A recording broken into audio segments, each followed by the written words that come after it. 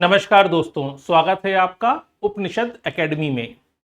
दोस्तों, आज हम चर्चा करेंगे हमारे मॉक टेस्ट सीरीज के लेक्चर नंबर 30 पर। तो आज हमारा 30वां लेक्चर है और 30वां जो लेक्चर है हमारा वो संबंधित है भारत में समाजशास्त्र के जनक जीएस घुरिये के संदर्भ में।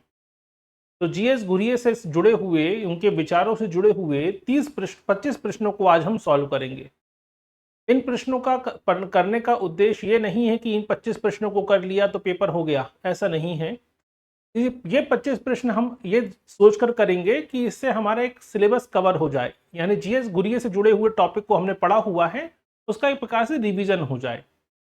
तो ये रिवीजन को लेकर प्रारंभ की गई एक सीरीज है। बहुत से लोग सोचते हैं कि 100 क्वेश्चन कर लें, 200 क्वेश्चन कर लें, पेपर उसी में से आ जाएगा। तो इस पर्पस के लिए नहीं चलाई जा रही है ये सीरीज।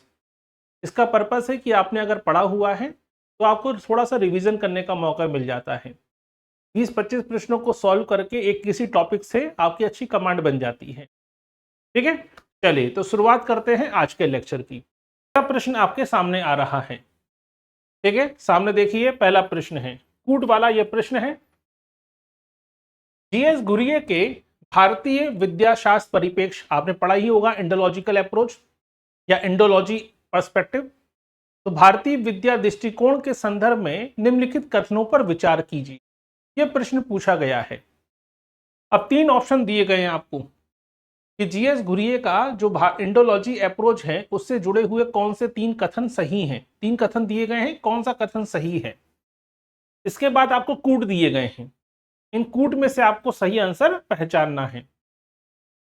ठीक है, चलिए पहला क्या है। उन्होंने भारतीय समाज को समझने के लिए केवल ऐतिहासिक ग्रंथों को ही एकमात्र स्रोत माना है। ठीक है, और क्षेत्रीय कार्य को पूरी तरह से खारिज कर दिया, पहला स्टेटमेंट। दूसरा, उनका दृष्टिकोण पाश्चात्यवादी पाठ्य परंपरा और एथनोग्राफी का एक अनूठा संगम था। आपने पढ़ा होगा एडवर्ड सईद के बारे में, उनकी बड़ी महत्वपूर्ण अवधारणा थी ओरिएंटलिज्म की अवधारणा। तीसरा, उन्होंने भारतीय सामाजिक संस्थाओं के विश्लेषण में विसरणवादी सिद्धांतों का अनुप्रयोग किया। अब देखिए, 3 विचार हैं भारतीय विद्याशास्त्र परिप्रेक्ष्य के संदर्भ में जीएस घुरिये के, और इसी से प्रश्न आपसे पूछा गया है। तो बताइए, भारतीय विद्याशास्त्र परिप्रेक्ष्य के संदर्भ में जीएस घुरिये का कौन सा विचार सही है। ठीक है, आपको सही कथन का चुनाव करना है। कथन 1 सही है, कथन 2 सही है या कथन 3 सही है। देखिए, पहली बात तो ये, मैंने कई बार पहले भी कहा है, अगर किसी क्वेश्चन में केवल लिखा हो तो समझ जाइए वो संबंधित प्रश्न का सही आंसर नहीं हो सकता। ऐसा नहीं है, ये तो बात सही है कि जीएस घुरिये साहब ने, ठीक है, आपके बुक व्यू का समर्थन किया है, लेकिन इसका मतलब ये नहीं है कि उन्होंने खारिज कर दिया फील्ड व्यू को। उन्होंने खुद महाराष्ट्र के लोनीकांड गांव में जाकर फील्ड स्टडी की हुई है। तो महाराष्ट्र के लोनीकांड गांव में जाकर क्षेत्रीय अध्ययन किया हुआ है, इसलिए यह कहना कि उन्होंने क्षेत्रीय अध्ययन को या फील्ड व्यू को नकार दिया, खारिज कर दिया, यह अपने आप में गलत है। लेकिन यह बात सही है कि उनका दृष्टिकोण और उनका जो तरीका है, नजरिया है चीजों को देखने का, वो सही बात है। यानी ऑप्शन नंबर 2 और ऑप्शन नंबर 3 ये 2 सही हैं, ऑप्शन नंबर 1 गलत है। यानी सही आंसर क्या होगा, ऑप्शन नंबर आपके 2 और 3, यानी ऑप्शन नंबर डी। क्लियर? कोई भी डाउट है, कोई भी क्वेश्चन है, पूछ सकते हैं। तो अभी हमने केवल पहला प्रश्न सॉल्व किया है। तो इस सीरीज को चलाने का उद्देश्य यही है। आपको ये कोशिश नहीं है कि आप 25 क्वेश्चन कर लो, 50 क्वेश्चन कर लो, हो गया सिलेक्शन। ऐसा सिलेक्शन होता भी नहीं है। ठीक है, लेकिन उद्देश्य यह है कि आप, अगर आपने जीएस घुरिये पढ़ लिया है और अगर आपको 20-25 प्रश्नों की प्रैक्टिस करनी है, तो उसके लिए सीरीज आपके लिए कारगर साबित होगी, ताकि आपका रिकॉल हो जाए, आपके कॉन्सेप्ट क्लियर हो जाए। कहीं पे भी कोई डाउट है तो आपके कहीं भी डाउट आ रहे हैं तो आपकी चीजें स्पष्ट हो जाए। चलिए दूसरा प्रश्न देखते हैं। जीएस घुरिये के द्वारा अपनी प्रसिद्ध कृति caste and races in India में प्रतिपादित जाति की विशेषताओं के संदर्भ में कौन सा संयोजन सही है।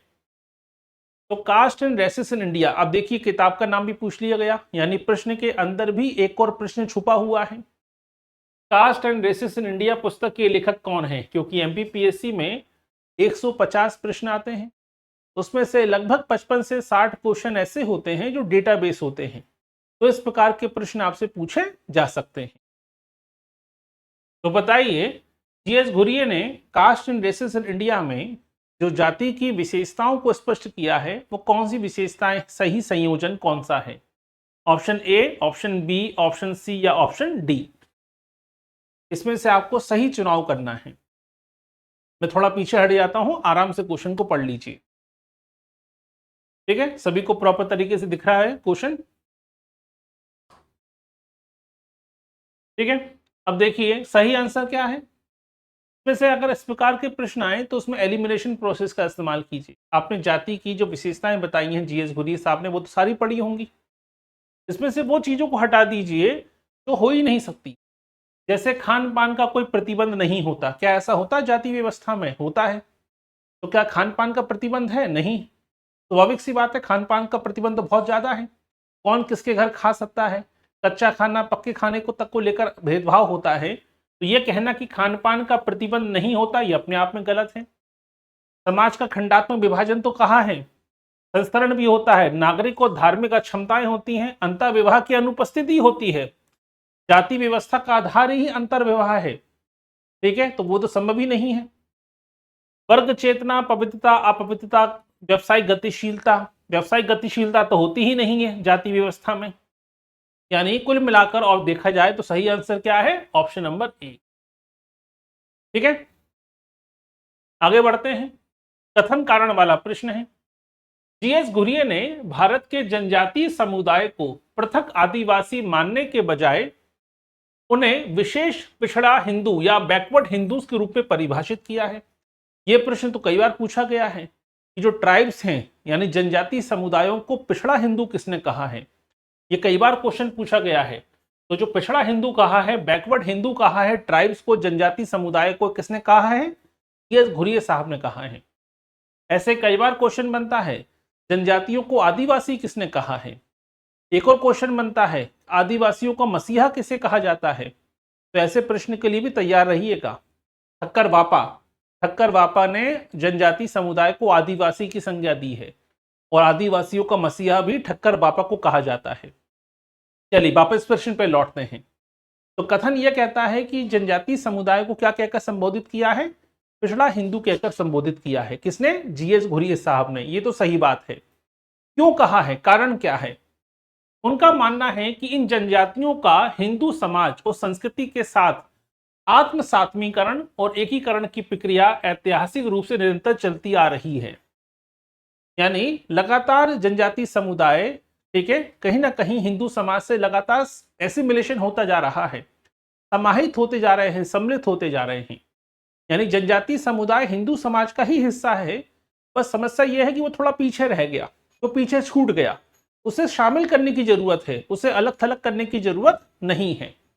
इसी कारण से उन्होंने क्या नाम दिया? ये बैकवर्ड हिंदू हैं, है तो हिंदू लेकिन ये विकास की मुख्य धारा में पिछड़ गए, पीछे रह गए हैं सभ्यता की विकास यात्रा में। यानी कुल मिलाकर सही आंसर क्या होगा बताइए? तो सही आंसर है ऑप्शन नंबर बी, यानी ए और बी दोनों सही हैं। आर ए की व्याख्या भी करता है। क्लियर?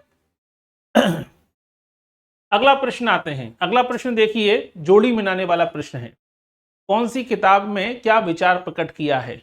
आपके जीएस घुरिये साहब ने, यहां से प्रश्न पूछा गया है। कोई भी डाउट है, कोई भी क्वेश्चन है, जरूर पूछिएगा और अपना आंसर देना शुरू कीजिए। अगर मेरा ऑडियो वीडियो क्लियर है तो लिख दीजिए क्लियर, यानी ओके लिख दीजिए, क्योंकि यही वीडियो यूट्यूब पर भी जाता है और यही वीडियो आपको बार बार आप देख सकते हैं एप्लीकेशन पर भी। चलिए, तो caste, class and occupation, Indian sadhu, cities and civilization, Indian costume. अब देखिए चारों किताबें किसकी हैं? ये चारों किताबें जीएस घुरिये साहब की हैं। डायरेक्ट क्वेश्चन बन जाता है कभी कभी, सिटीज एंड सिविलाइजेशन पुस्तक के लेखक कौन है? इंडियन साधु किसने लिखी है? ठीक है, इंडियन कॉस्ट्यूम किसने लिखी है? ऐसी कई सारी किताबों से प्रश्न पूछे जा चुके हैं। अब आपको जोड़ी मिलाने वाला ये प्रश्न है। तो स्वाभाविक सी बात है, कास्ट, क्लास, ऑक्यूपेशन की बात होती है तो यहां बात होती है किसकी? जाति व्यवस्था के व्यवसायिक आयाम की बात होती है। यानी ए का क्या हो गया? 2। इंडियन साधु की बात होती है तो सन्यासियों का अध्ययन की बात होती है। ठीक है, इस प्रकार के प्रश्न काफी सामान्य होते हैं। सिटीज और सिविलाइजेशन की बात होगी तो नगरीकरण की बात होगी, ठीक है, और आपके इंडियन कॉस्ट्यूम की बात होगी तो वस्त्रों के सामाजिक इतिहास की बात होगी। यानी 2 1 4 3 इसका सही आंसर है। महत्वपूर्ण प्रश्न ये नहीं था कि इसकी विषय वस्तु क्या है, विषय वस्तु तो आपको 10 मिनट में 2 मिनट लगा होगा समझने में कि इसकी विषय वस्तु क्या है। महत्वपूर्ण है चारों किताबों के बारे में याद होना। तो सही आंसर क्या है? 2 1 4 3, यानी ऑप्शन नंबर सी इसका सही आंसर है। जीएस घुरिये के अनुसार भारत में जाति व्यवस्था की उत्पत्ति के संदर्भ में कौन सा कथन उनके मुख्य तर्क को दर्शाता है? तो जाति व्यवस्था के संदर्भ में कई सारे स्टेटमेंट दिए हैं जीएस घुरिये साहब ने, उनमें से कौन सा स्टेटमेंट, ठीक है, उनके तर्क को बताता है? ये उनकी सोच को भी बताता है और ये उनकी कहीं ना कहीं जाति व्यवस्था की उत्पत्ति को भी दर्शाता है, उनका ये स्टेटमेंट। तो कौन सा स्टेटमेंट है? कई बार आपने पढ़ा भी हुआ है, सुना भी हुआ है, ठीक है। तो 4 स्टेटमेंट में से कौन सा स्टेटमेंट है? जल्दी से जल्दी आंसर दीजिए। जाति व्यवस्था पुर्तगाली शासकों द्वारा भारतीय समाज को विभाजित करने के लिए थोपी गई कृत्रिम संरचना थी। ये तो गलत है अपने आप में। जाति व्यवस्था भारत के मूल निवासियों की स्वायत्त सामाजिक व्यवस्था खोज थी, ऐसा भी नहीं है। जाति व्यवस्था गंगा के मैदान में आर्य संस्कृति का उत्पाद है, जिसे ब्राह्मणों द्वारा पोषित किया गया और अन्य समूह में फैलाया गया। जाति व्यवस्था पूरी तरह से वर्ग संघर्ष और आर्थिक शोषण का परिणाम है। तो बताइए सही आंसर क्या है? ठीक है, जल्दी से जल्दी अपना आंसर देना शुरू कीजिए। जी हाँ, कोई डाउट है?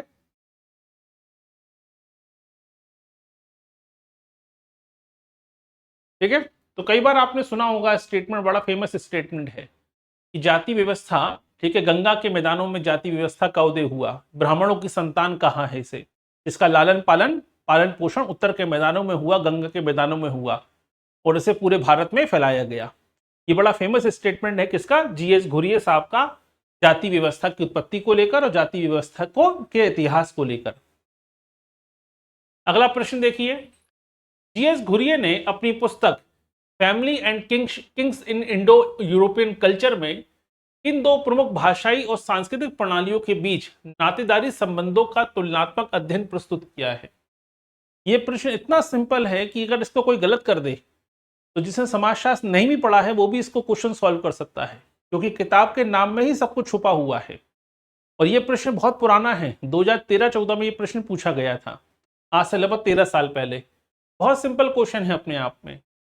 भारोपीय संस्कृति, जिनमें संस्कृति और प्राचीन ग्रीक भाषाई समूह शामिल हैं, द्रविड़ और मंगोलाइट संस्कृतियां, केवल आधुनिक भारतीय जनजाति और ब्रिटिश उच्च वर्ग, और सेमेटिक और चीनी सामाजिक व्यवस्थाएं। नाम से स्पष्ट है इंडो यूरोपियन की बात हो रही है, यानी ऑप्शन नंबर ए इसका सही आंसर है। अगला क्वेश्चन, निम्नलिखित कथनों पर विचार कीजिए। जीएस घुरिये बॉम्बे विश्वविद्यालय के समाजशास्त्र विभाग के पहले भारतीय विभाग अध्यक्ष थे। ये तो सही बात है भाई, समाजशास्त्र के विभाग के अध्यक्ष बनने वाले पहले भारतीय अध्यक्ष कौन थे? ठीक है, पैट्रिक गिडिंग्स का स्थान लिया था इन्होंने, वो थे आपके जीएस घुरिये। उन्होंने 1952 में इंडियन सोशियोलॉजिकल सोसाइटी की स्थापना की और सोशियोलॉजिकल बुलेटिन पत्रिका प्रकाशित की। घुरिये WHR रिवर्स के संरचनात्मक प्रकारात्मक दृष्टिकोण से गहरे प्रभावित थे। अब देखिए, ये इसी प्रश्न के अंदर 3 स्टेटमेंट हैं, 3 कथन हैं, और 3 कथन से आपके बहुत सारा चीजें कवर हो जाती हैं। तो पहला क्वेश्चन तो यही बन सकता है, इंडियन सोशियोलॉजिकल सोसाइटी की स्थापना कब हुई? 1952 में हुई। दूसरा, बंबई विश्वविद्यालय में समाजशास्त्र विभाग के प्रथम भारतीय अध्यक्ष कौन थे? ये भी प्रश्न बन सकता है, तो याद रखिए जीएस घुरिये। तीसरा प्रश्न ये बन सकता है कि भाई जीएस घुरिये ने किस विश्वविद्यालय में समाजशास्त्र विभाग के अध्यक्ष का पद धारण किया? तो बॉम्बे विश्वविद्यालय का नाम याद कर लीजिएगा। ठीक है, अब आते हैं यहाँ पे जीएस रिवर्स की बात। ये तो सही बात है कि WHR रिवर्स के सानिध्य में रहे हैं कौन? डॉक्टर रिवर्स, आपके डॉक्टर जीएस घुरिये। और डॉक्टर रिवर्स ने, WR रिवर्स ने जो जाति की उत्पत्ति का प्रजाति सिद्धांत दिया था उसके समर्थक भी रहे हैं कुछ मामलों में, कौन? जीएस घुरिये। लेकिन यह कहना कि जीएस घुरिये रिवर्स के संरचनात्मक प्रकारात्मक दृष्टिकोण के अनुयायी हैं या समर्थक हैं, ये अपने आप में गलत है। यानी ऑप्शन नंबर 1 और 2 तो सही है, लेकिन 3 पूर्ण रूप से सही नहीं है। ठीक है, यानी सही आंसर क्या होगा? सही आंसर होगा ऑप्शन नंबर बी, केवल 1 और 2। अगला प्रश्न देखते हैं। जीएस घुरिये ने साधुओं के सामाजिक संगठन का अध्ययन करते हुए क्या निष्कर्ष निकाला? तो अभी आपने देखा था, बड़ी फेमस किताब लिखी है जीएस घुरिये साहब ने, इंडियन साधु, और साधुओं की क्या भूमिका है समाज में और साधुओं के प्रति क्या नजरिया है समाज का, यह स्पष्ट किया था अपने अध्ययन में जीएस घुरिये साहब ने। साधु और सन्यासी संगठन भारतीय समाज के सांस्कृतिक मूल्यों के संरक्षक हैं और संकट के समय सामाजिक समन्वय का कार्य करते हैं। साधु समाज से पूरी तरह से कटे हुए परजीवी वर्ग हैं जिनका सामाजिक एकीकरण में कोई योगदान नहीं है। भारतीय साधु व्यवस्था केवल राजनीतिक सत्ताओं के एजेंट के रूप में कार्य करती है। साधुओं की आंतरिक संरचना में कोई संस्करण या नियम नहीं पाया जाता। तो इंडियन साधु जो किताब लिखी थी उसमें साधुओं के प्रति क्या दृष्टिकोण प्रकट किया है, ठीक है, ये प्रश्न पूछा जाता है। और सही आंसर है ऑप्शन नंबर ए, कि जो साधु सन्यासी हैं यही भारतीय संस्कृति के मूल्यों के संरक्षक हैं। कि जब भी समाज में सोशल चेंजेस आते हैं तेजी से और समाज अव्यवस्थित होता है, तो यही साधु सन्यासी संस्कृति का एकीकरण करते हैं, लोगों को अपनी जड़ों से अपनी बांधे रखते हैं, ठीक है, अपनी मान्यताओं से बांधे रखते हैं। तो यही कारण है कि समाज में संकट के समय कोऑर्डिनेशन की भूमिका निभाते हैं, सामाजिक समन्वय की भूमिका निभाते हैं यही साधु सन्यासी। ये विचार प्रकट किया है जीएस घुरिये साहब ने। जीएस घुरिये की राष्ट्र निर्माण और राष्ट्र एकीकरण की अवधारणाओं के संदर्भ में कौन सा कथन सत्य है? तो भाई नेशन बिल्डिंग के मामले में, राष्ट्रीय एकीकरण के मामले में कौन सा विचार प्रकट किया है जीएस घुरिये साहब ने? वे भारत में बहुसांस्कृतिक बहुलवाद के पक्षधर थे, जहां उपराष्ट्रीय पहचानें मुख्य राष्ट्रीय पहचान से ऊपर हैं। वे आधुनिकीकरण और पश्चिमीकरण को राष्ट्रीय एकीकरण का एकमात्र मार्ग मानते हैं। उनके अनुसार भारत में राष्ट्रीय एकता का मुख्य रूप से हिंदू संस्कृति, लोकाचार की निरंतरता और अन्य समूहों के में एकीकरण है। उनके अनुसार भाषाई विविधता भारत के एकीकरण में कोई भी बड़ी बाधा नहीं बन सकती। तो कौन सा कथन सत्य है, यह प्रश्न पूछा गया है। ठीक है, अब याद रखिएगा जीएस घुरिये का दृष्टिकोण थोड़ा सा हम कह सकते हैं कि एक तरफ झुका हुआ कहते हैं। बहुत से इतिहासकारों, बहुत से समाजशास्त्रियों ने माना कि जीएस घुरिये का दृष्टिकोण एक कहीं ना कहीं धर्म के प्रति अलग रुझान को दर्शाता है। तो उनके अनुसार क्या था, जीएस घुरिये साहब का मानना था कि भारत के राष्ट्रीय एकता का जो आधार है वो हिंदू लोकाचार संस्कृति की निरंतरता और अन्य समूहों में उसका एकीकरण है। यानी सभी संप्रदायों को हिंदू सनातन संस्कृति के संपर्क में आना होगा, उसमें समाहित होना होगा। यहां तक कि वो जनजातियों को भी पिछड़ा हिंदू कहते हैं कि आप पीछे रह गए हैं, आप भी समाहित हो जाइए। एसिमिलेशन की बात करते हैं एकता लाने के लिए।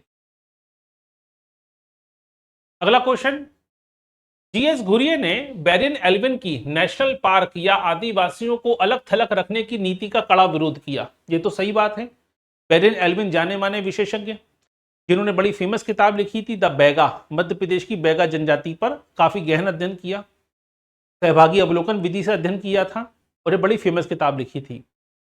ठीक है, लेकिन जो बैरिन एल्विन हैं, इन्होंने कहा था कि जनजाति समुदायों का अपना एक कल्चर है और यह कल्चर उनका हजारों साल पुराना है। आधुनिक समाज के संपर्क में आने से उनकी संस्कृति, उनकी भाषा, उनका कल्चर क्या हो सकता है वो संकटग्रस्त अवस्था में आ जाए। इसलिए जरूरी है कि नेशनल पार्क थ्योरी की तरह जनजातियों का संरक्षण किया जाए, उनकी संस्कृति, उनकी भाषा, उनकी रीति रिवाजों का संरक्षण किया जाए। लेकिन जीएस घुरिये साहब इसके समर्थक नहीं हैं। वो इस प्रकार की नेशनल पार्क पॉलिसी के समर्थक नहीं थे। ठीक है, क्योंकि वो जनजाति समुदाय को अलग नहीं मानते, वो हिंदू समाज का ही हिस्सा मानते हैं और उन्हें पिछड़ा हिंदू कहते हैं। तो ये तो बात सही है, कथन सही है कि बैरिन एल्विन के नेशनल पार्क पॉलिसी का उन्होंने विरोध किया। अब क्यों किया? तो जीएस घुरिये का मानना था कि पृथक्करण की नीति से जनजातियां मुख्य धारा से कट जाएंगी, उनका शोषण बढ़ेगा और वो हल केवल उनके आत्मसात्मीकरण में है। अगर आपने जनजाति समुदायों को हिंदू धर्म से बाहर कर दिया या हिंदू संस्कृति से दूर रखा, तो उनका न केवल शोषण बढ़ेगा बल्कि बड़े पैमाने पर धर्मांतरण भी होगा और कहीं ना कहीं, ठीक है, वो आपसे मुख्य धारा से वो कट जाएंगी। तो मुख्य धारा में लाने के लिए उनको हिंदू समाज में, हिंदू धर्म में आत्मसात्मीकरण करना होगा, ना कि नेशनल पार्क पॉलिसी के अनुसार उनको अलग थलग करना। क्लियर? यानी सही आंसर क्या होगा? सही आंसर है ऑप्शन नंबर ए। अगला प्रश्न देखिए, ठीक है।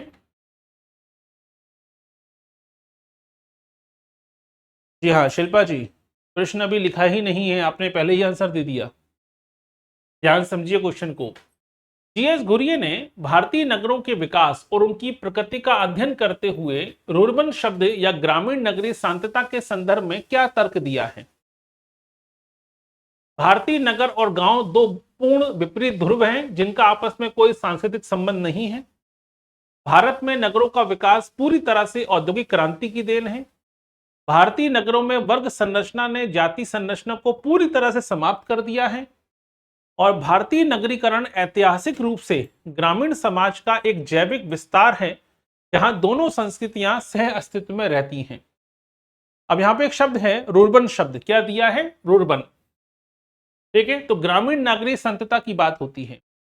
जैसे रॉबर्ट रेडफील्ड ने भी ग्रामीण नगरीय संतता की बात करी है, लोक नगरीय संतता की बात करी है।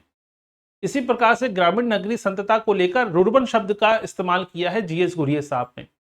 और वो क्या बताना चाहते हैं कि गांव और शहर क्या पूर्णतः अलग अलग इकाइयां हैं? ठीक है, जैसा कि पहले ऑप्शन में कहा गया है। या गांव का, नगरों का विकास औद्योगिक क्रांति से हुआ है, या जो नगर हैं वो वर्ग संरचना से आधारित हैं और जाति व्यवस्था खत्म हो चुकी नगरों में? नहीं।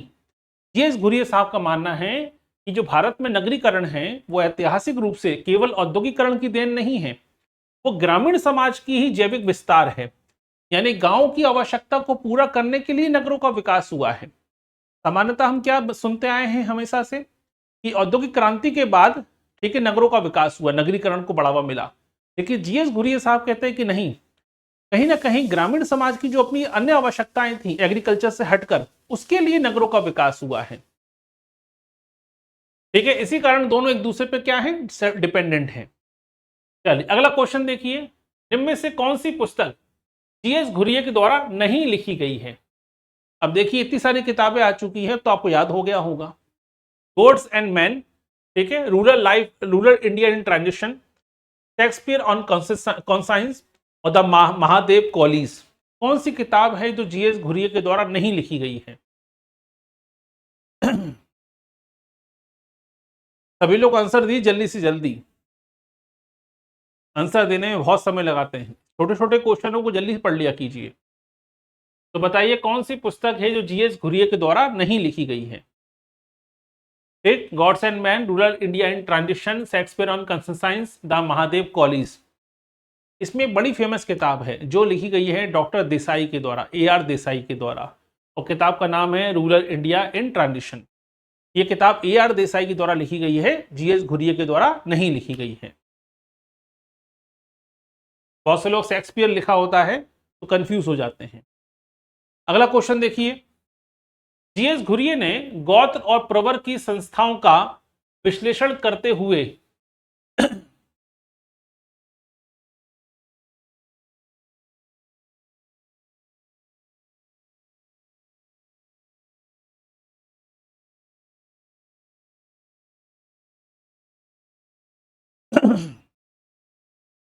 सॉरी, जी हाँ, कोई डाउट है पूछिए।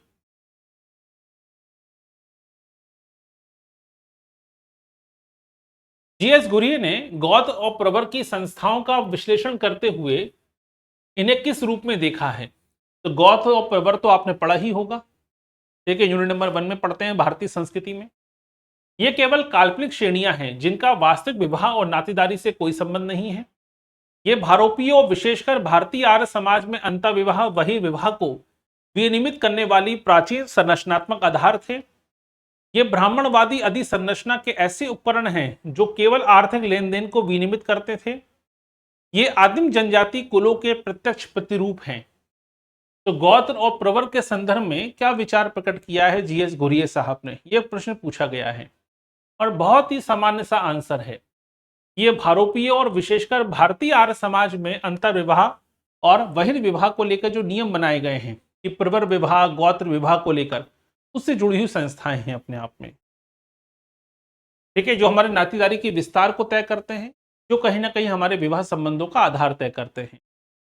क्वेश्चन नंबर 14 देखिए, घुरिये द्वारा लिखित सोशल टेंशन इन इंडिया 1968 का मुख्य विषय वस्तु क्या थी? अब देखिए यहाँ पे दो क्वेश्चन हैं, जोड़ी बनाने वाला क्वेश्चन बन सकता है, इतनी सारी किताबें आपने पढ़ ली हैं तो हो सकता है क्वेश्चन ये बन जाए कि कौन सी किताब कब पब्लिश हुई थी। दूसरा, सोशल टेंशन इन इंडिया पुस्तक के लेखक कौन है। तीसरा, जीएस गुरिये साहब की सोशल टेंशन इन इंडिया पुस्तक पब्लिश कब हुई थी? 1968 में पब्लिश हुई थी। तो हमेशा किताब का वर्ष याद रखिएगा। ठीक है, अब देखिए इसका विषय क्या है, बड़ा सामान्य सा विषय है, नाम से स्पष्ट है, सोशल टेंशन इन इंडिया। ठीक है, तो स्वतंत्रता के बाद भारत में भाषाई, क्षेत्रीय और सांप्रदायिक तनाव और राष्ट्रीय अखंडता को खतरा, भारत में श्रम यूनियंस और पूंजीपतियों के बीच बड़ संघर्ष, ग्रामीण क्षेत्रों में भूमि सुधारों के कारण उत्पन्न तनाव और पाश्चात्य संस्कृति और भारतीय युवा पीढ़ी के बीच वैचारिक द्वंद्व। तो क्या विषय है बताइए, बड़ा सामान्य सा क्वेश्चन है, सोशल टेंशन इन इंडिया। तो भारत में तनाव के बीच में क्या इस विषय वस्तु का, इस पुस्तक की विषय वस्तु क्या है? स्वाभाविक सी बात है कि स्वतंत्रता के बाद भारत में जो क्षेत्रवाद है, जातिवाद है, भाषावाद है, सांप्रदायिकता है, इसे राष्ट्रीय एकता के प्रति राष्ट्रीय एकता में एक बाधा के रूप में देखा है, देश की अखंडता को लेकर चुनौती के रूप में देखा है जीएस घुरिये साहब ने। तो ऐसे क्वेश्चन होते सिंपल हैं, लेकिन हमें ऐसे प्रश्न इसलिए सॉल्व करने हैं ताकि इससे मिलते जुलते और भी क्वेश्चन अगर आए तो गलत ना हो जाएं। अगला क्वेश्चन, जीएस घुरिये के सभ्यतागत दृष्टिकोण के संदर्भ में निम्न में से कौन सा कथन सही नहीं है? अब देखिए यहां से एक महत्वपूर्ण अप्रोच मालूम पड़ती है हमें, सभ्यतागत दृष्टिकोण। ठीक है, तो सभ्यतागत दृष्टिकोण के संदर्भ में कौन सा कथन गलत है? वे भारतीय सभ्यता को एक गतिशील और बहुस्तरीय प्रक्रिया मानते थे। उन्होंने सभ्यता के विकास में धार्मिक प्रतीकों, कला, साहित्य और वास्तुकला के महत्व को रेखांकित किया। उनका मानना था कि संस्थागत मूल्यों को सजोने में समाज के बौद्धिक वर्ग और धार्मिक संस्थाओं की बड़ी भूमिका होती है। उन्होंने भारतीय सभ्यता को केवल इस्लाम के आगमन के बाद से ही प्रारंभ माना। मैंने पहले भी कहा, जब भी कोई शब्द आ जाए केवल, तो समझ जाइए वो आंसर गलत है। तो ये अपने आप में ही क्या है, गलत आंसर है, आपको स्पष्ट हो जाता है। इस प्रकार के प्रश्नों को सॉल्व करके क्या मालूम पड़ता है, कभी कभी देखने में प्रश्न बड़े होते हैं लेकिन काफी सिंपल होते हैं। एक छोटी सी लाइन से ही मालूम पड़ गया कि ये प्रश्न, ये विचार जीएस घुरिये साहब का नहीं हो सकता।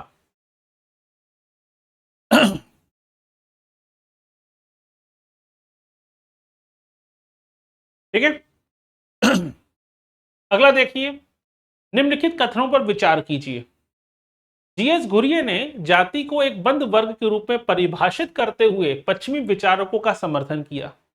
अब जाति एक बंद वर्ग है, ये किसने कहा था? कई सारे विचारक हैं, याद रखिएगा। जाति एक अनुवांशिक वर्ग है, अनुवांशिकता पर आधारित वर्ग है, ये कूले ने कहा था। जाति एक बंद वर्ग है, कई सारे विचारकों ने कहा।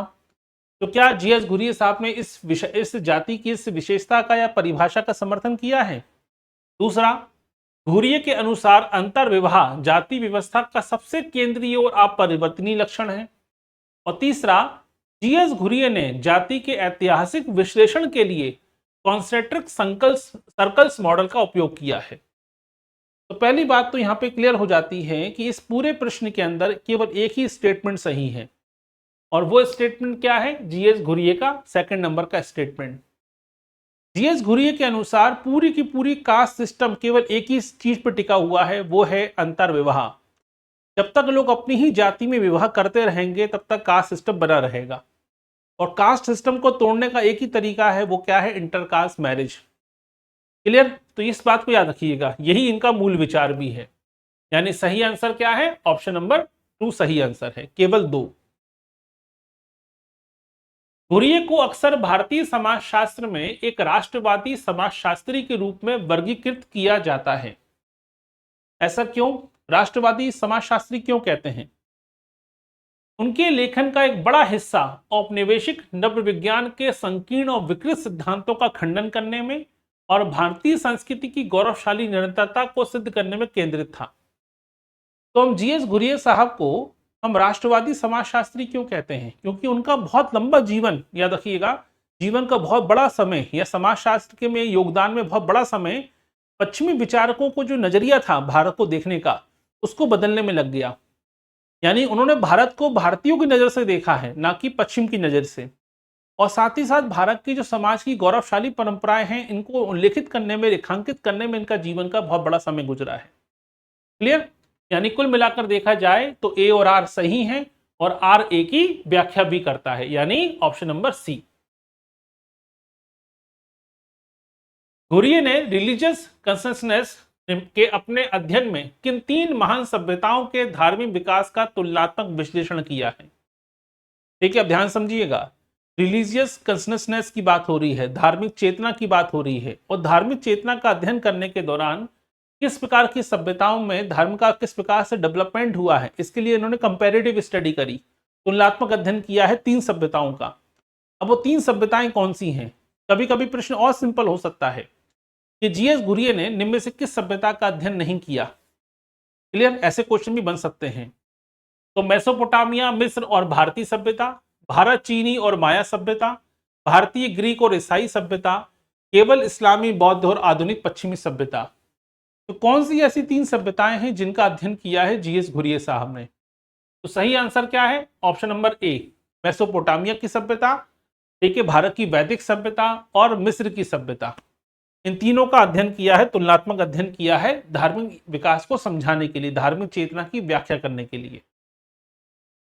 समाजशास्त्रीय संप्रदायों के विकास के संदर्भ में घुरिये के अधीन बॉम्बे स्कूल ऑफ सोशियोलॉजी की मुख्य विशेषता क्या थी? जैसा कि आप जानते हैं, बंबई विश्वविद्यालय में समाजशास्त्र के विभाग अध्यक्ष बनने वाले पहले भारतीय समाजशास्त्री थे। ठीक है, तो ऐसे में बॉम्बे स्कूल ऑफ सोशियोलॉजी में भी इनका योगदान है।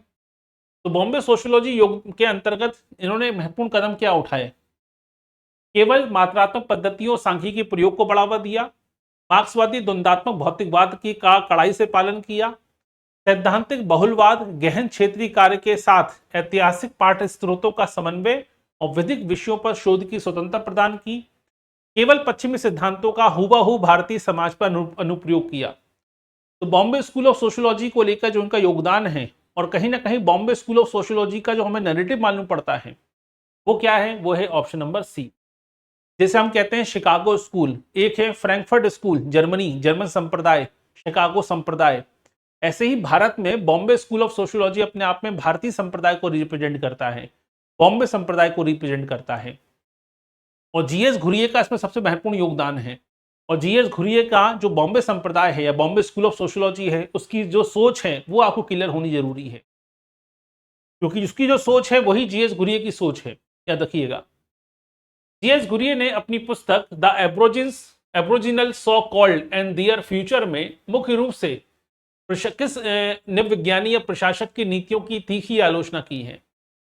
अब देखिए, एब्रोजिन्स पे तो कई सारे लोगों ने किताब लिखी है, ठीक है। एब्रोजिन्स की जब बात आती है तो कई सारे लोगों ने किताब लिखी हुई हैं। जी हाँ, अपना आंसर देते समय, ठीक है, हमेशा क्वेश्चन का नाम जरूर लिखिए। बहुत से लोग केवल डायरेक्ट आंसर लिख रहे हैं A B C D, question number जरूर डाला कीजिए। हम प्रश्न नंबर 20 तक पहुंच चुके हैं। अब ध्यान से समझिएगा प्रश्न क्या है। एब्रोजिन्स पर रेडक्लिफ ब्राउन ने भी किताब लिखी है, ठीक है। मेलिनोवस्की ने भी किताब लिखी है, और जीएस घुरिये साहब ने भी इसका इस्तेमाल किया है। तो किसकी आलोचना करी है? जेएस हटन की, हार्वर्ड रीजले की, शरद चंद्र रॉय की या बेरिन एल्विन की? तो सही आंसर क्या है? बेरिन एल्विन। क्योंकि बेरिन एल्विन ने मध्य प्रदेश में, छत्तीसगढ़ में जो मूल जनजाति है एक अपने आप में, वो है बैगा जनजाति, उसका अध्ययन किया था। और बेरिन एल्विन ने बड़ी फेमस किताब लिखी थी, द बैगा। लेकिन उन्होंने बैगा जनजातियों को कहीं ना कहीं एक प्रकार से समाज से अलग थलग करते हुए एक नेशनल पार्क पॉलिसी का सुझाव दिया, और भारत सरकार ने उस पॉलिसी को स्वीकार भी किया।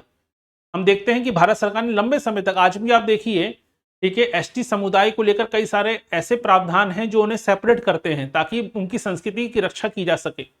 हमारे संविधान में भी आर्टिकल 29-30 का प्रावधान है। आर्टिकल 29-30 में, ठीक है, अल्पसंख्यक समुदाय के साथ साथ जनजातीय समुदायों को भी, जो भी भाषाई और सांस्कृतिक रूप से अल्पसंख्यक हैं, उन्हें अपनी संस्कृति को बनाए रखने का अधिकार दिया गया है। तो कहीं ना कहीं बेरिन एल्विन की जो नेशनल पार्क पॉलिसी थी, जिसे भारत सरकार ने, पंडित नेहरू ने भी अपनाया, और जनजाति समाजों में इंटरफेयर करने से कहीं ना कहीं रोकने की कोशिश करी, ताकि उनका कल्चर कोई दूषित ना हो जाए, उनका कल्चर कहीं लुप्त ना हो जाए। इसके विरोधी हैं कौन? आपके जीएस घुरिये। वो एसिमिलेशन की बात करते हैं, आत्मसात्मीकरण की बात करते हैं, ना कि द नेशनल पार्क थ्योरी की। इसलिए बेरिन एल्विन के कड़े आलोचक रहे हैं। जाति और प्रजाति के संबंधों पर घुरिये का मत हॉवर्ड रीजले के किस प्रकार से भिन्न है? तो अभी आप बात कर रहे थे जाति प्रजाति की, जब बात आती है तो हॉवर्ड रीजले का नाम आता है, ठीक है। तो इनके विचार किस प्रकार से अलग हैं? क्योंकि रीजले ने जाति की उत्पत्ति का प्रजाति सिद्धांत भी दिया है। मेरे ख्याल से मैंने अभी शुरुआत में रिवर्स बोला था, वो गलत है, रीजले सही आंसर है। घुरिये ने रीजले के इस विचार को पूरी तरह से स्वीकार किया कि संपूर्ण भारत में जाति और आपके नासिक सूचकांक में सीधा संबंध है। घुरिये ने तर्क दिया कि रीजले का प्रजाति सिद्धांत केवल हिंदुस्तान के कुछ हिस्सों के लिए आंशिक रूप से सही हो सकता है, लेकिन भारत के अन्य क्षेत्रों में जाति का प्रजाति आधार सिद्ध नहीं होता। घुरिये का मानना था कि दक्षिण भारत की उच्च जातियां विशुद्ध रूप से आर्य प्रजाति की हैं। घुरिये ने प्रजाति की अवधारणा को ही समाजशास्त्र से बाहर कर दिया। तो घुरिये के विचार और रीजले के विचारों में कुछ मात्रा में समानता भी है और कुछ मात्रा में अंतर भी है। तो यही अंतर आपको बताना है कि जाति और प्रजाति के संदर्भ में जो रीजले के विचार हैं, तो क्या जीएस घुरिये पूर्ण रूप से उनके समर्थक हैं? नहीं। ऑप्शन नंबर बी सही है। घुरिये साहब ये तो मानते हैं कि हाँ, कुछ इलाकों में प्रजाति सिद्धांत, जो रीजले साहब का प्रजाति सिद्धांत है जाति की उत्पत्ति का, वो भारत के कुछ राज्यों में तो उसके एग्जाम्पल देखने को मिलते हैं, जहां पर वो सिद्धांत कहीं ना कहीं देखने को मिलता है। लेकिन पूरे भारत में जाति की उत्पत्ति को अगर हम समझने की कोशिश करें तो कुछ राज्यों में, कुछ क्षेत्रों में, कुछ समुदायों में जाति की उत्पत्ति में प्रजाति सिद्धांत देखने को नहीं मिलता। निम्नलिखित में से कौन सा शोध विषय या क्षेत्र जीएस घुरिये के प्रत्यक्ष समाजशास्त्रीय अध्ययन का हिस्सा नहीं रहा है? ठीक है, अध्ययन का विषय नहीं रहा है। भारतीय वेशभूषा कला का इतिहास, कृषक आंदोलन का सबाल्टर्न इतिहास, महानगरीय जीवन मानव बस्तियों का इतिहास, भारत में देवी देवताओं धार्मिक संप्रदायों का विकास। तो इतनी रिसर्च करी है जीएस घुरिये साहब ने, भारत में समाजशास्त्र के जनक हैं, तो कौन सा क्षेत्र ऐसा है जिसमें उनका रिसर्च नहीं किया है, जो उनके समाजशास्त्रीय अध्ययन का विषय नहीं रहा है? ठीक है, यह प्रश्न आपसे पूछा गया है।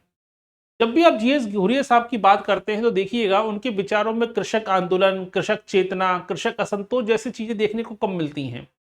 ठीक है, यानी सही आंसर क्या है? Option number B. यहां पे एक शब्द आता है सबाल्टन। ठीक है, ये सबाल्टन क्या होता है? सबाल्टन वो वर्ग होता है जो पिछड़ गया है, जिसे पिछड़ा बनाया गया, जिसे मुख्य धारा से पीछे छूट गया है। ठीक है, जिसमें महिलाएं आती हैं, अल्पसंख्यक आते हैं, पिछड़ा वर्ग है, एसटी एससी ओबीसी हैं, जिन्हें आर्थिक और सामाजिक रूप से पीछे धकेल दिया गया, इसे कहा जाता है सबाल्टन। और जब सबाल्टन की बात आती है तो सबाल्टन ग्रुप बनाया, ठीक है, याद रखिए रंजीत गुहा साहब ने। तो आपके सबाल्टन की जब बात आती है तो हमेशा रंजीत गुहा का नाम सबसे आगे आता है। क्वेश्चन नंबर देखिए, अगला प्रश्न। ठीक है, तो जीएस घुरिये साहब को की जो अवधारणा है और उसको लेकर उनकी जो दृष्टिकोण है, इससे जुड़ा हुआ प्रश्न है जोड़ी मिलाने वाला। अंतर्विवाह, पिछड़े हिंदू, हिंदू संन्यास परंपरा, सामूहिक तनाव। तो जब अंतर्विवाह की बात आती है, तो अंतर्विवाह की जब बात आती है तो जाति की संरचना को बनाए रखने वाला सबसे महत्वपूर्ण तत्व क्या माना है? अंतर्विवाह माना है। जब तक लोग अपनी ही जाति में विवाह करते रहेंगे तब तक जाति से व्यवस्था बनी रहेगी। यानी एका हो गया दो। पिछड़े हिंदू की बात आती है तो जनजाति समुदायों को क्या नाम दिया है? पिछड़ा हिंदू नाम दिया है। तो जनजाति समुदायों का जो वर्गीकरण किया है वही है पिछड़े हिंदू के रूप में संबोधित किया है। हिंदू संन्यास परंपरा की बात आती है तो हिंदू संन्यास परंपरा को भारत की संस्कृति की रीढ़ हड्डी की हड्डी माना है, स्पाइनल कॉर्ड कहा है।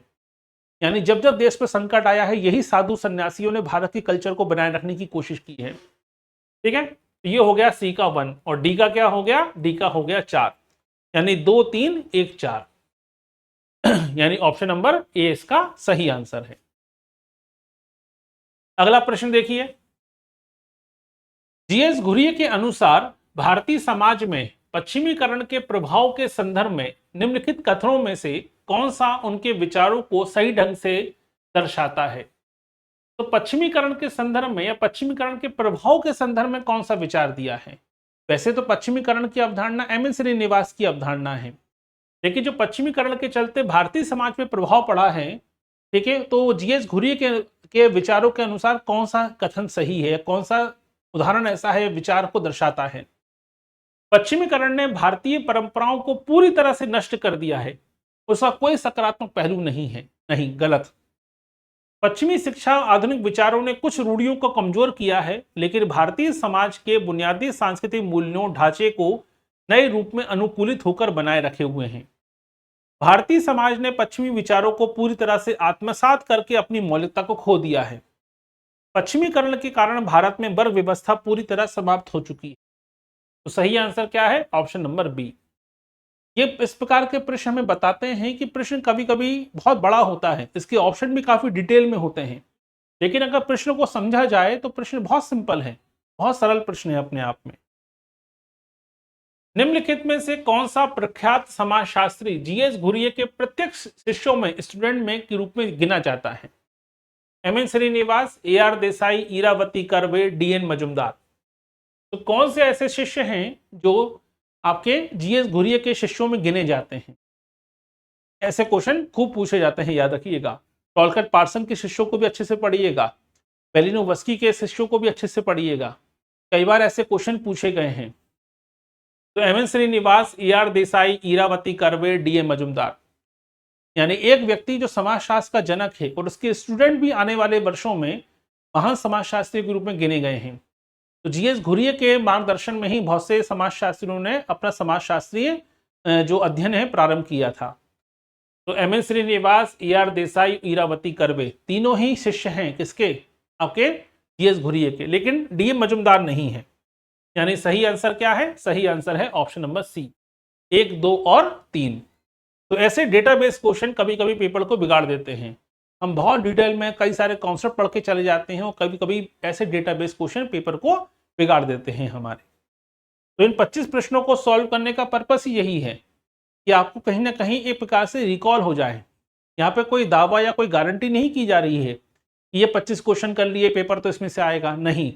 आपने जो पढ़ा है उसका हम रिवीजन कर रहे हैं बस। तो रिवीजन के पर्पस से ये 25 क्वेश्चन हमने सॉल्व किए हैं, ताकि अलग अलग अवधारणाएं जो हमने पढ़ी हैं उससे समान भाषा में उसको समझाया जा सके और रिवीजन का रिवीजन आसानी से हो जाए। ठीक है, तो उम्मीद है आपको पसंद आया होगा ये लेक्चर। जो लोग यूट्यूब पर इसको देखेंगे वो लाइक, सब्सक्राइब और शेयर जरूर कर लीजिएगा। और जो लोग एप्लीकेशन पे देख रहे हैं, इसकी जो पीडीएफ है वो एप्लीकेशन पे अपलोड कर दी गई है, तो वहाँ जाके प्रिंट आउट निकाल लीजिएगा, डाउनलोड कर लीजिएगा, प्रिंट आउट निकाल लीजिए। 2 तारीख को आपका एग्ज़ाम है, ठीक है। आज हो चुकी है 23 तारीख, 2 अगस्त को एग्ज़ाम है आपका। तो कुल मिला के आपके पास, ठीक है, 35 दिन से ज़्यादा का समय नहीं बचा है। तो 35 दिन में नया कुछ नहीं पढ़ना है, जितना पढ़ लिया है उसको याद रखना है, ठीक है। नई नई किताबें, नई चीज़ों में नहीं उलझना है, खूब प्रैक्टिस करनी है, हर एक टॉपिक बाय टॉपिक क्वेश्चनों को सॉल्व करते चलना है। और फर्स्ट पेपर को भी अच्छे से पढ़ना है, क्योंकि फर्स्ट पेपर भी बड़ा महत्वपूर्ण है। तो माइनस मार्किंग है, इसलिए अनावश्यक तुक्के लगाने की कला डेवलप नहीं करनी है, तुक्कों से दूर रहना है, अच्छे से पेपर करके आना है, ठीक है। कोई भी डाउट है, कोई भी क्वेश्चन है तो पूछ सकते हैं। हाँ, 6 तारीख से जो लोग असिस्टेंट प्रोफेसर की तैयारी कर रहे हैं अभी मध्य प्रदेश में एमपीपीएससी के, उनके लिए नहीं है, वो तो अभी अपने ध्यान दें अपने पेपर पर। लेकिन 6 जुलाई से एक नया बैच शुरू हो रहा है, यूजीसी नेट के लिए भी, राजस्थान पीसीएस के लिए भी, छत्तीसगढ़ पीसीएस के लिए भी, क्योंकि अलग से बैच आपके वैकेंसी आने वाली है, फॉर्म आने वाले हैं इसके भी। इसके अलावा यूपी पीजीटी का पेपर हो चुका है, लेकिन अगली वैकेंसी आने की संभावना है, वो 1-2 दिनों से आप देख भी रहे होंगे, लगभग 48,000 पोस्टों की बात हो रही है। इसके अलावा यूपी जीडीसी और यूपी जीआईसी के मेंस होने वाले हैं, ठीक, और आपके बिहार पीजीटी का एग्जाम की संभावनाएं भी हैं। तो इसी को देखते हुए एक नया बैच शुरू होने वाला है। एक बैच तो शुरू होगा यूजीसी नेट के लिए, वो अलग बैच होगा पूरे अपने आप में, और बाकियों के लिए एक कॉमन बैच शुरू होगा, ठीक है। क्योंकि इस बार आपने देखा कि जीआईसी में, जीडीसी में और पीजीटी में, यूपीएचआरसी में प्रश्न काफ़ी कठिन आए थे।